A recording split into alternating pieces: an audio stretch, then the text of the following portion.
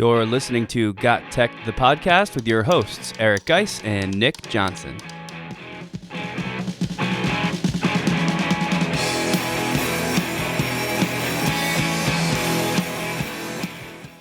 Welcome back to GotTechEd the Podcast. This is episode 93 called 10 Questions Teachers Want Answered Before School Starts. As the school year gets going, the questions and concerns start rolling in here at GotTechEd. And in this episode, we'll share 10 of the best ones we've heard over the past couple weeks. And of course, we're going to give some of our advice and some EdTech tools in response. This is another episode you don't want to miss. Check it out.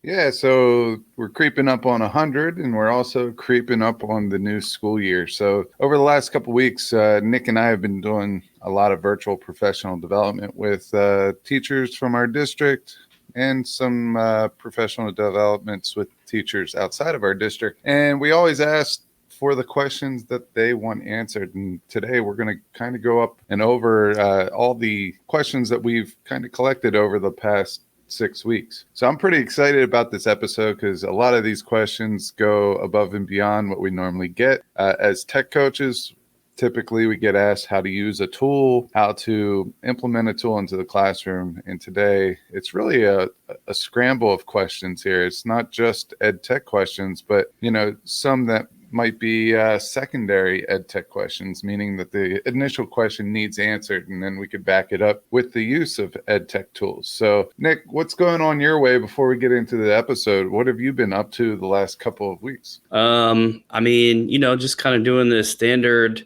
week before, 2 weeks before school starts. You kind of actually, at least for me, that's when it really seems real, and I can actually start thinking about what am I gonna need those first couple of days. I've been doing a lot of rethinking how I'm gonna run that first day of school or that first 2 days of school. For me, it's always been very traditional. We teach at higher levels, high school, mostly upper level high school as well. So juniors and seniors, I've kept it pretty bare bones in the past, but I'd like to change it up and kind of hit the ground running this year with something different and fun to kind of keep the kids, make the class seem as fun as possible and start off on I don't know if a happier foot is the right word, but definitely in a more engaging way. And I haven't come to any decisions yet. I'm still trying to decide between playing a game on the first day or do some type of like an interests inventory kind of thing. I don't know. Do you have a preference for like day one? Do you go game as the game-based guy here?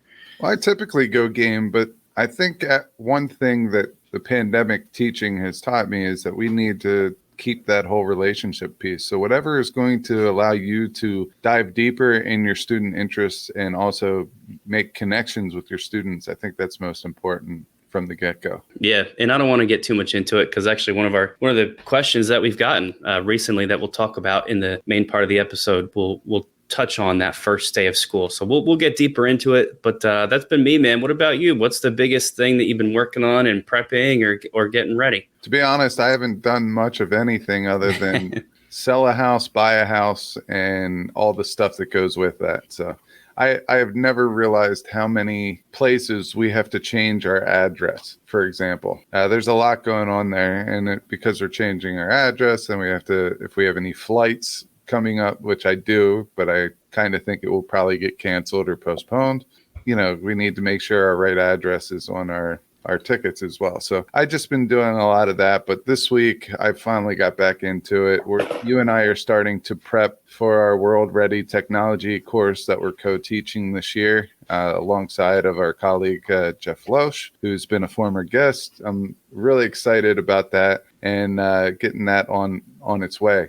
So this year we will be continuing our student ran podcasting. So they pretty much take care of everything. We're just there to help out if they need it. And we have this network called the Hopewell Valley Student Podcasting Network, which is a part of the Hopewell Valley Publications Network. Either way, same letters. Go over to www.hvspn.com and you'll be able to check out our students' work and what they've been up to, whether it's a blog, vlog, podcast, YouTube channel, whatever it may be.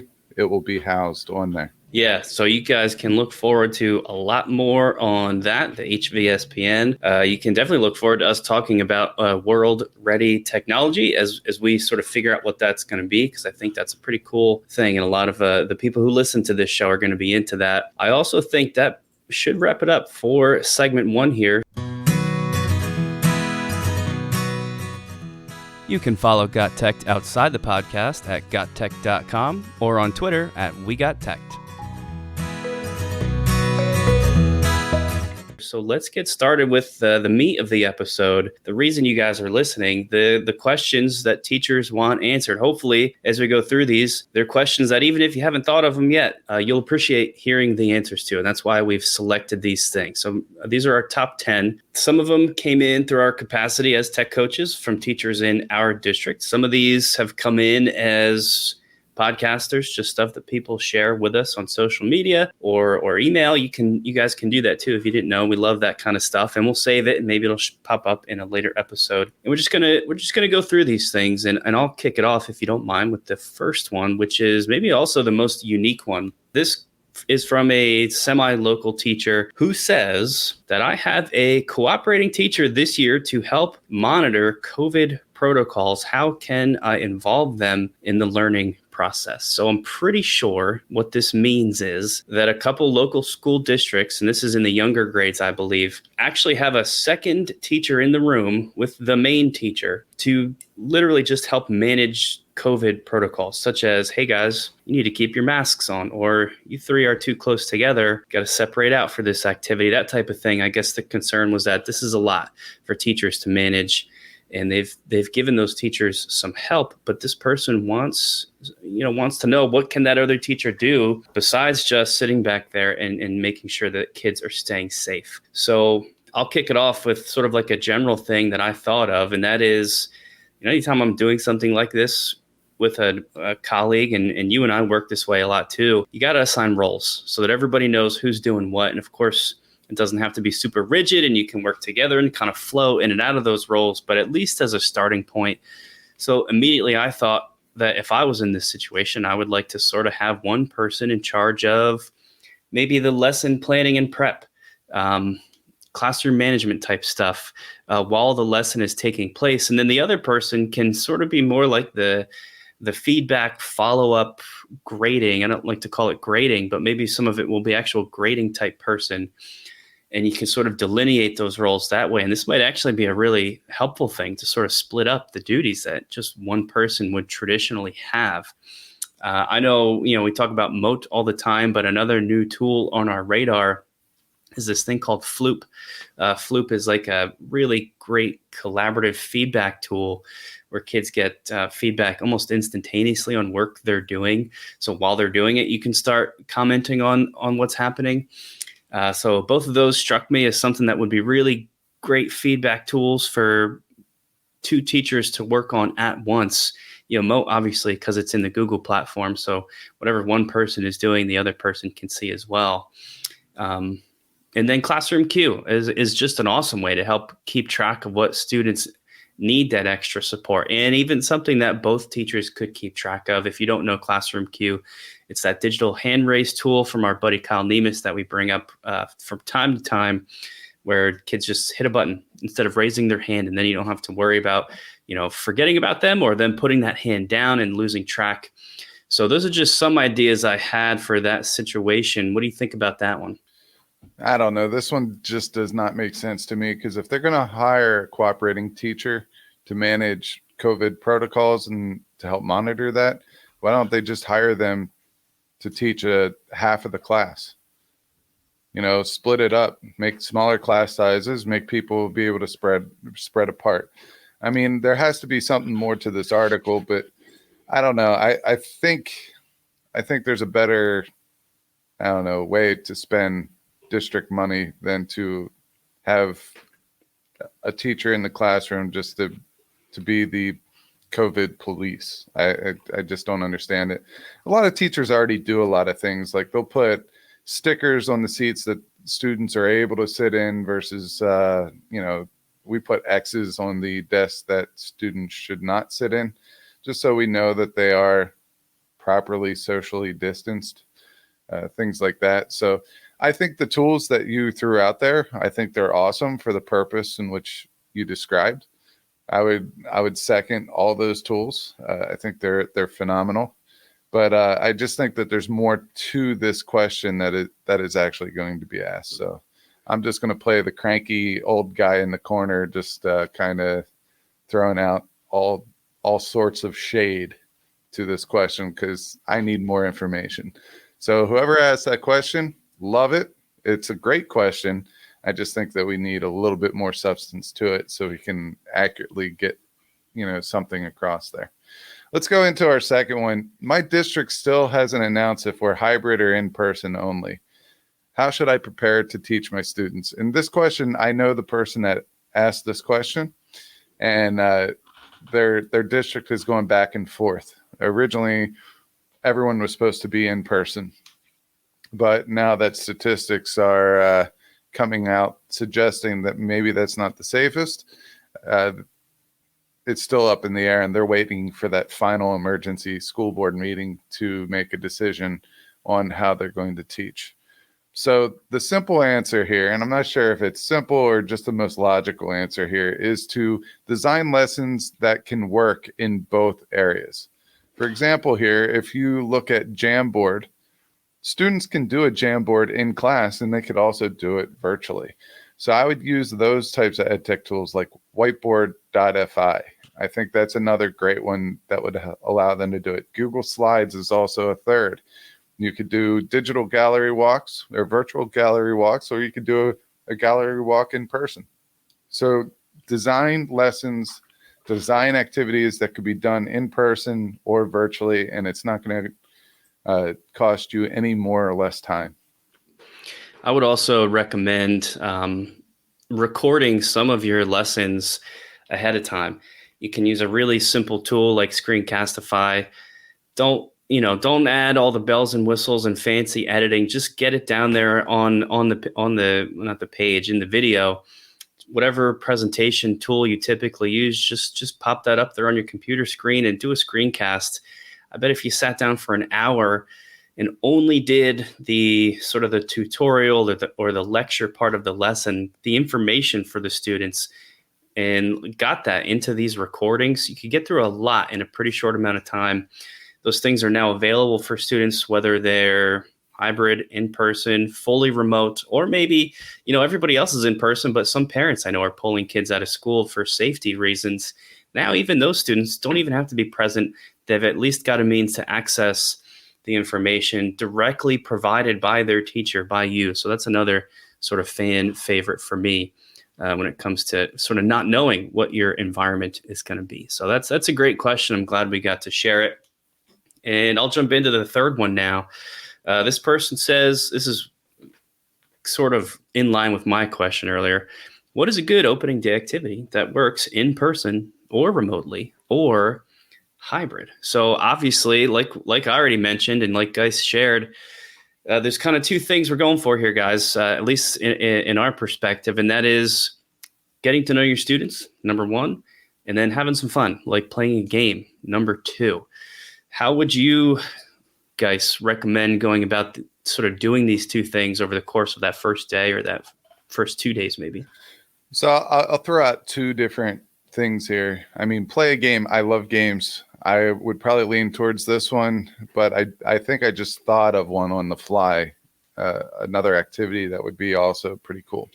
So the first day we're at school, we have every class for a total of like 15 minutes. I mean, it's very, very short. It's just enough time to hand out a syllabus or anything like that, and that's about it.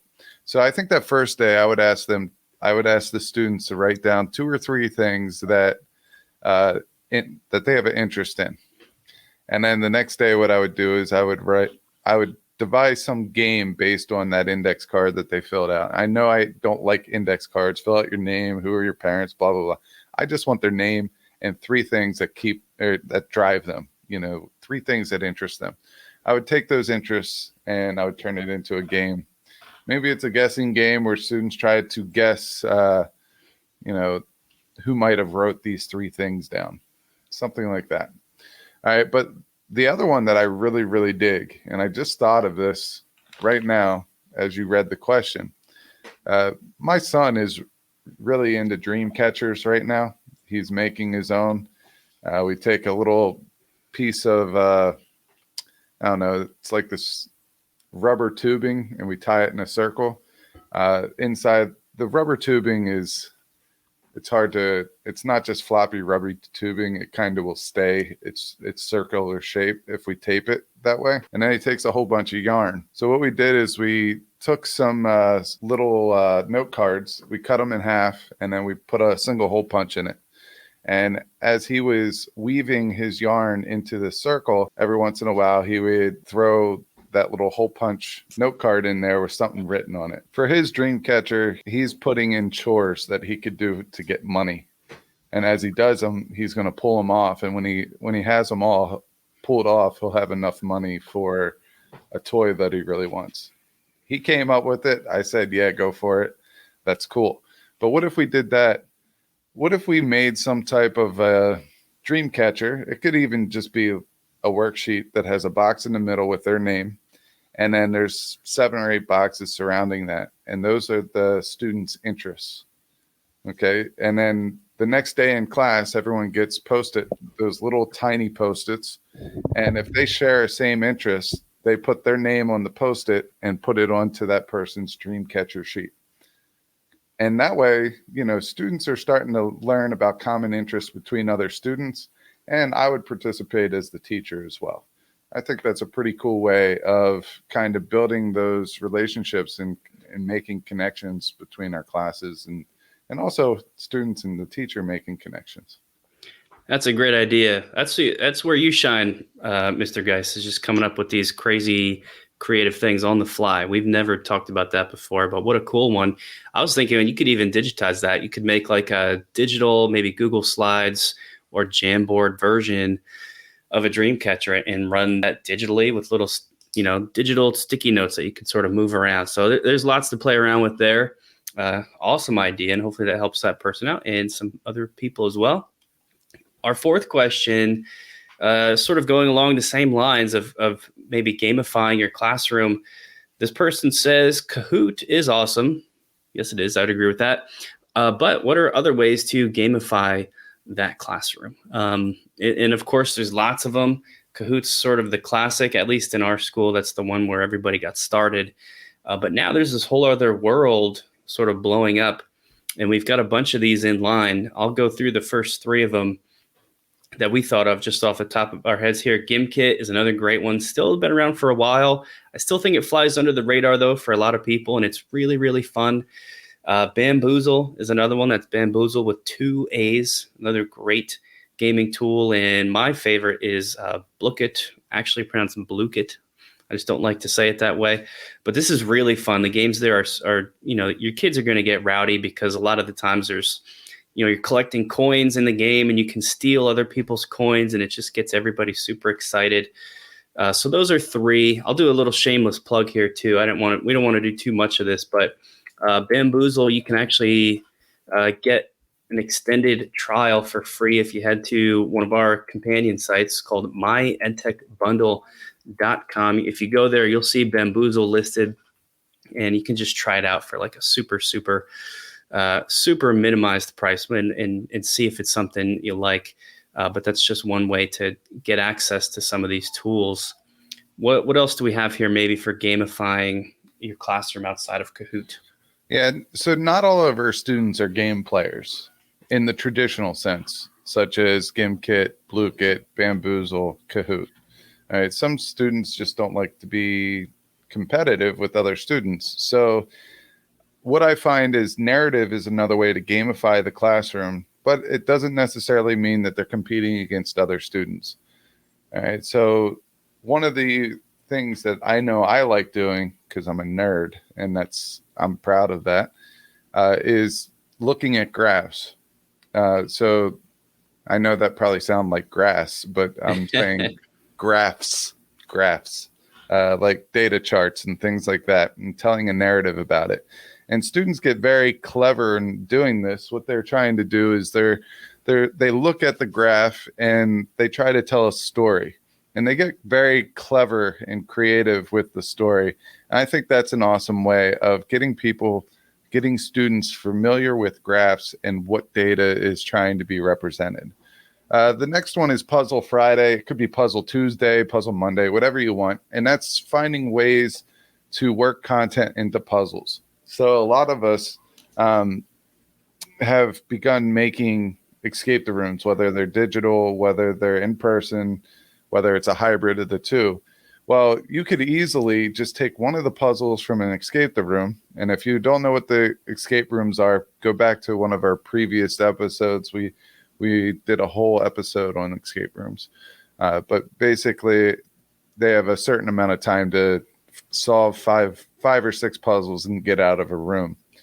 But if you simplify that activity into one puzzle every week, it's not as daunting for the teacher because they take maybe 15, 20 minutes to make a puzzle, and the students really enjoy them. The last thing I like to do is have a classroom theme. I know, Nick, you do, what is the one that you do? Amazing Race in your classroom? Yep. Yeah. Amazing Race. Super fun. For all you people out there who like Survivor, I like to bring Survivor in. So I have different ways for them to get what I call progress cards. And progress cards will basically give them advantages in future assignments and things like that. The advantages don't need to be extremely rewarding. Like it could just be, hey, you get a free wrong answer. So if they get something wrong, they have to correct it, and then there's no punishment for that, or no, taking off of a point or whatever for that. But in order to get those progress cards, they have to do things like, to get a progress card, it takes them 10 points. How do you earn a point? Well, you get an A on a test, or you show me that you did a good deed in class, or you helped somebody out, or maybe it's something that was done outside of school that I heard about, something positive. You volunteered for the soup kitchen or something like that. So those are all ways that I kind of bring a theme into the classroom and kind of make it fun. Yeah, I love the idea of a classroom theme. That's maybe the biggest takeaway there for that one. And I'll jump into the next question with that. It's number 5 is a school. My school is going remote for the first 2 weeks. So this is not from our school because we are not doing this, at least not that I know about yet. My school's going remote for the first 2 weeks. What is the best flipped classroom model for this? So yeah, flipped classroom is probably the way to go. And there's lots of ways you can run that. Obviously, the flipped classroom part of it, just in terms of the content part, runs itself if you're remote, right? Because that's the whole point, is kids are viewing content while at home. Well, if you're remote, everybody's home. So whatever your videos are, or articles, or online texts, maybe all 3 of those options. And I think that's maybe the first thing I would suggest is go with options, especially in that remote environment, because you don't always have the best access to find out what students need. So give them as much as you possibly can. And options for viewing content is maybe the first thing I would recommend for this in terms of that flipped classroom. The other thing I would want to make sure I was doing if I was fully remote here, and this is just in my experience of being fully remote for a little bit last year, is making sure the students are talking to each other. I know I did a lot of Zoom breakout rooms, but I've also dropped in on a lot of Zoom breakout rooms, and those kids, a lot of the time, they're not talking. It's just a silent room. Both of their sort of cameras are black, and they're just working separately, or for all I know, not working at all. You can get them going once you're in there, but that seems to be a pretty common occurrence. So a tool that lets them, or almost forces them, to interact with each other, like Edgy is the first one I thought of, EDJI. If you haven't heard us talk about Edgy, it's just like a digital discussion board where you can post an image or text, and the students comment on that text, and you can monitor which students have said what. So it's sort of a way to make sure that at least they're engaging with each other in some way. And it might actually make a Zoom-based or a Google Meet-based discussion run a little bit smoother once you get everybody back together after the content has been viewed. So that's how I would sort of go about the running a flipped classroom. And we could do a whole episode really just on that. What do you think about this? I think having students be content creators is a great way to run the first 2 weeks.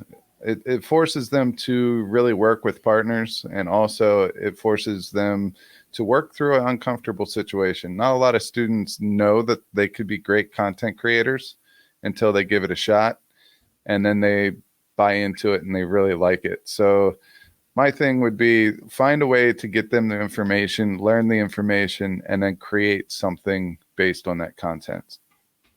So let's keep moving here, and I'll go into number 6. I'm still nervous about attending conferences in person. What's your favorite place for virtual PD right now?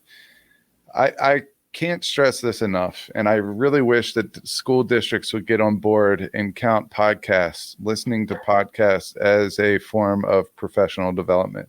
And I know that there are schools out there that do this, but I think it would help everybody, because we have time to really help teachers clear some things off of their plate. And professional development is great and in person, but it takes time. So what is a way that we could give teachers time just to go try some things?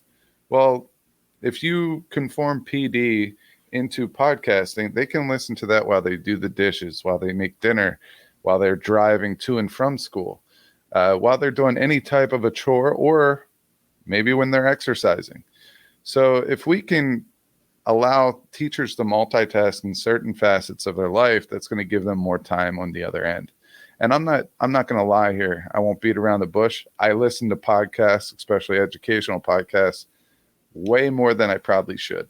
And I will tell you that there are podcasts out there that I get so many takeaways that it's more valuable to me than some in-person professional developments. Not all, but some.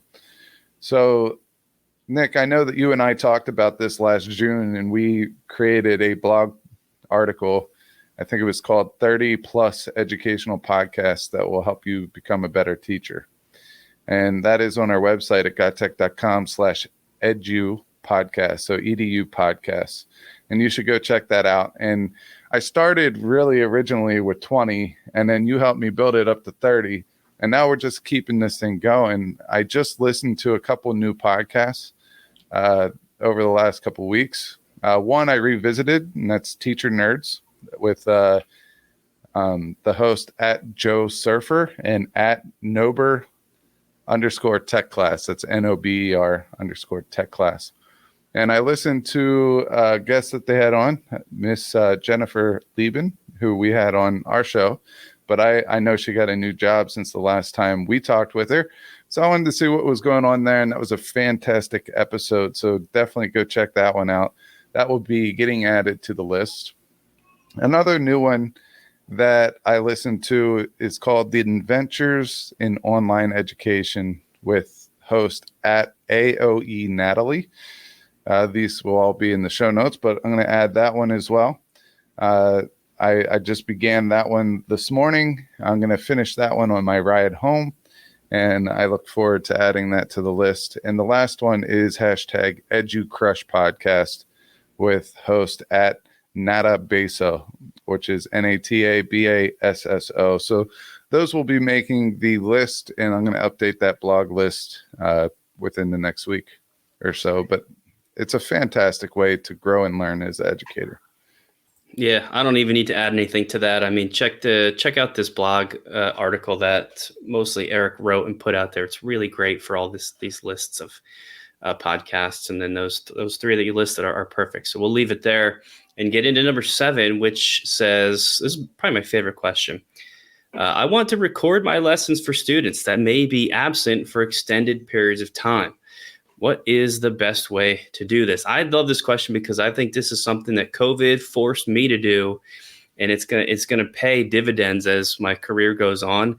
And that is that I now have an entire course on video that just can sit there and be used for students to access, whether they're with me or at home or anywhere, literally. So I love this, and I've got some options that I put together. I'm curious which of these you think is probably the best way to go. So let me know what you think.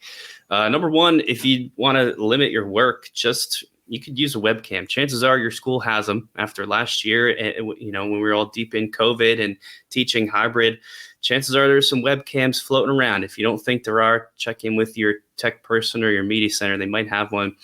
And then just as you're in class, you can just record it. Record yourself, or if you're not comfortable, record your voice. And there it is, done. You still teach as normal, but now you've got the digital version. If you don't like that, and this is sort of what I had been doing, a second option is to use a very quick and easy screencasting tool. Obviously, I'm going to mention Screencastify here, to just do a very fast version of that lesson via screencast. So no bells, no whistles, no editing. Just sit down with whatever document, presentation, website, whatever it is that lesson or you would use for that lesson in class, and just record a quick screencast going over that stuff. Chances are it's going to go much, much faster than it does in class anyway, because it's just you talking about it. You don't have to worry about addressing questions or anything else. Sit down for a couple hours. I bet you could go through a whole bunch of these, get them done, get them in a Google Drive or somewhere that gives students access. That's probably my favorite. We recently talked about another option here for tutorials. If you want kids to see your handwriting, science and math teachers, I think this is going to appeal to most. But Explain Everything, awesome tool for this. It's like a digital whiteboard where you write on. You can also bring in pictures and videos there too, but mostly it's that whiteboard where you can write and record and essentially screencast it as you go. So check out Explain Everything. And then, our favorite in the background here that we use for stuff, Screencast-O-Matic, if you really want to get into some more intense editing and make quality videos, quality screencasts. Maybe you've got a YouTube page where you're going to put these things, but that's a little more time consuming. So those are the 4 things that I thought of. What would be, it doesn't have to be one of those 4, but what's your favorite sort of way to go about what this person is asking? So I really have thought about this in reflecting in my own practice last year, and I kept recording everything by lesson, and I really wish I wouldn't have done that. And I'll tell you the reason. Your curriculum, the way that you teach, changes all the time, but it's very rare that the content changes. All right, even if the content does change. For example, when I first started teaching biology at Hopewell, we taught about the different types of systems. We no longer teach systems in bio. It's not part of the curriculum. I think it went over to health and wellness curriculum. But we used to teach that. So I have a whole bunch of resources that I created that has all that stuff in it, and it's now obsolete. So I would encourage everyone, instead of teaching by lesson or making these videos by lesson, make these videos by topic. All right. So photosynthesis is one topic, and you could teach photosynthesis in about 3 minutes just to get a general understanding, probably less than that. So what I would do is come up with all these individual topics that you have and just record each topic in under 3 minutes. Keep that whole playlist. And if someone's absent, you could say, hey, we looked at topic 1, 5, and 15. All right. That way, in 3 years, when the content does change, you just take those out. Maybe you add different ones in the place, but you're not losing most of your content. And then on top of that, at the end of each chapter, you can assign students different topics within that chapter and tell them that they have to make a 3-minute video on how these 3 topics are connected. So one, you're teaching your students the topics, or it's there for them to learn. And then they're going to use that resource as, kind of the baseline on how to make connections between these topics within the chapter. And I think that's really how I'm going to go from here on out, is just making short little 2-3 minute videos on a simple topic, and just let everyone know that's what we did that day by giving them a number that's on a whole playlist of these topics. That's great advice. I'd made the same mistake. I have a series of videos that are titled 2.1, 2.2, 2.3, 2.4, and it's all basically useless now, at least in terms of the title and how I introduce them, because I'm not necessarily doing things in that order, or not even necessarily in unit 2 or chapter 2, whatever it is. And I wish that from the get-go I had gone back and sort of made those, instead of 2.1, I could have called it the nucleus. And you can plug that lesson in anywhere it needs to go as time goes on. So a strong tip. Glad you thought of it. The next question is always a tough one. How can I build relationships with students if they're learning from home? I don't know, man. This is a really hard thing. The one thing I thought of for this past school year that I didn't do, and I wish I did do for a handful of students, is some kind of weekly check-in to just kind of like force students into communicating with you one-on-one. There's a few students I never did that with, and I think they suffered because I don't know if they felt comfortable enough to reach out when they needed help. That's the main thing, is I want all my students to know that they can get a hold of me, even if it's virtually, for assistance. And I think that weekly check-in might help facilitate it. So Zoom, if your school is still supporting that, hop into or stay in Zoom, hop into a Zoom meeting. Google Meet is maybe more likely at this point if you still are using the Google for Education platform. But I don't know. It's a hard thing to do for sure. Yeah, when I was in my Zoom meetings, if I had 6 groups, I would always make a 7th group, and that would be my group. And I would slowly pull students into my group and just have a chat with them. See how they're doing, make sure they understand the content, see how they're doing at home. If they need anything from me, that was one of my big questions. What can I do for you? So those are all great things there. And I think that's a great way to reach those virtual students. So 9th question, I'm a first-year teacher and feeling overwhelmed with the technology available. What are some of the best tools I should focus on? So I will tell you this, if you're ever feeling overwhelmed with your job or with any part of education, I would just keep it simple. Work with Google. If you're a Google for Education school, work with slides. Stay in slides. Find creative ways to use slides. Find creative ways to use sheets. Those types of things. Don't try to learn something new then. That is not the time. Wait till summer. Wait for winter break. Wait for when things get less chaotic. Those are all my suggestions there. Going with that, Slides Mania is pretty awesome. Slides Mania has all these different templates, whether it's PowerPoint or Google Slides that you can use for free. They're amazing. Let Paula from Slides Mania, shout out to Paula, she's amazing. Let her do the work for you. And you just thank her later, buy her a cup of coffee or give her a shout out on Twitter, because you could go there and find anything you want, whether it's a presentation, a digital notebook, some type of gamification presentation, a whole bunch of different stuff. So I would just say keep it simple and use what you know and just find creative ways to use the tools that you know.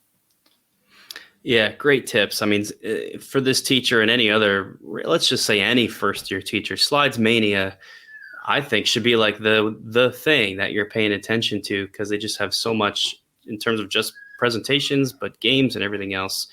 I'm going to also throw out Canva for Education. People think of Canva mostly as that, designing graphics, and Canva for Education will let you do that for sure. But man, they're just so much more in terms of, worksheets. If you need some on the fly worksheets, you didn't have time to prep, they've got them. And I mean, like worksheets with questions filled out, ready to go in math and English and whatever else it is. As well as for free, you can actually have students create accounts or seats in a class and work in there and submit stuff to you in Canva.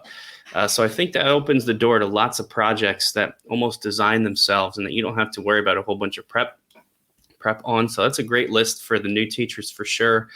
In a good segue into our final question of the episode, number 10, this person says, new year, new focus. What is your focus this year, and what EdTech tools are you most excited about? So I'll begin this by saying, check out our last episode, because we kind of did that. We did a whole episode on that where we shared 20 really great tools. A lot of them are different and new, and not the ones that we like best and tend to mention all the time. But some of those 20 are I think are going to be part of the ones we mention all the time because they're that great. So that's going to be episode 92, I think. That's our last one. And then from that list, I'm going to pull one out, actually. It's called Slip In Slide. Slip In Slide, it's a one-time purchase, so you do have to pay for it, but it's pretty cheap, and you pay once, and then it's yours. And it does an interesting thing, and I think I'm going to play around with it because it's that intriguing to me, and I believe there's going to be lots of uses where once I figure it out, I'm going to use it for many different things. Slip and Slide allows me to push additional slides out to my students, so a whole class, sort of instantaneously. So if I push them maybe 3 slides in a Google slide deck, with Slip and Slide, I can then send everybody at a moment's notice 3 more. And then later send them 3 more, and then later send them 5 more.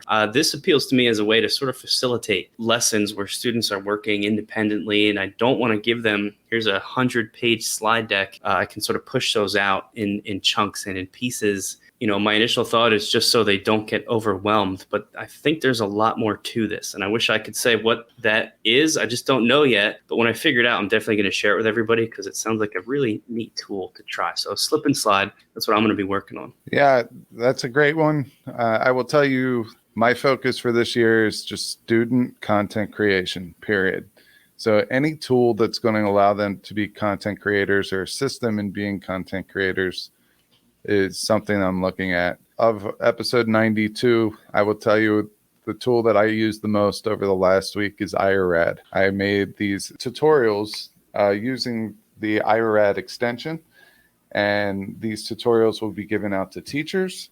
And also we can hand these out to students because the tutorials that I made was how to make a Google site and 10 things I wanted to point out about Google Sheets. I'm really making an effort at becoming better at Google Sheets because I think out of all the Google for Education apps, that is probably my weakest one. So I'm really making a push to become a little bit better in that area. Awesome. So those are our 10 questions. I think there's a lot there for everybody. Even if you felt like you didn't have any questions, certainly some of these gave you some info and some things to think about, which wraps up episode 93.